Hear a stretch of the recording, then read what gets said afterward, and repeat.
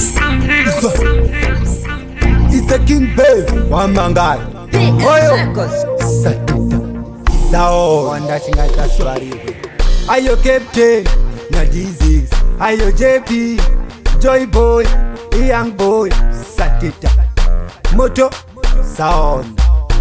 Chunga mboza mashava, simati mashava. Eli jodi magava, isa shandareva. Ayo tiwatch for more, never give up with for more. Yes I aronitirwa mpagira pamachana akanamba kuwanda munoi aripo unokuonesa pasingaoni usamusema mupenyu surekoni aripo unokubatisa pamweni akalamba kuwanda munoi aripo unokuonesa pasingaoni usamusema mupenyu surekoni aripo unokubatisa pamweni Pisa rekodzi yabika biti tatitawa si producer ndipe mic ndoda kudanijira Mozambiki ngoma tinoyemba ngachizike akalamba kuwanda muloi aripo unokuonesa pasingaoni usamusema mupenyu mzirengoni aripo unokubatisa pamweni akalamba kuwanda muloi aripo unokuonesa pasingaoni usamusema mupenyu mzirengoni aripo unokubatisa pamweni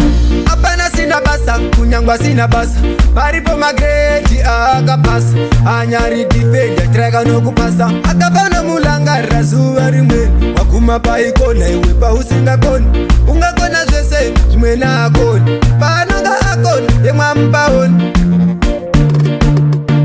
akalamba kuwanda muloi aripo unokuonesa pasingaoni usamusema mupenyu mzirengoni aripo unokubatisa pamweni akalamba kuwanda muloi aripo unokuonesa pasingaoni usamusema mupenyu mzirengoni aripo unokubatisa pamweni PS Records yabika beat tatitawa si producer ndipe mic ndoda kudanijira Mozambiki ndati ngoma ndinoyemba ngachizike ndotenda mapanzi manditambira pastage ndakwira ndamuyembera biti ndilonala ndaishuwira valoisiyanyi kundivharira akalamba kuwanda muloi aripo unokuonesa pasingaoni usamusema mupenyu mzirengoni aripo unokubatisa pamweni akalamba kuwanda muloi aripo unokuonesa pasingaoni usamusema mupenyu mzirengoni aripo unokubatisa pamweni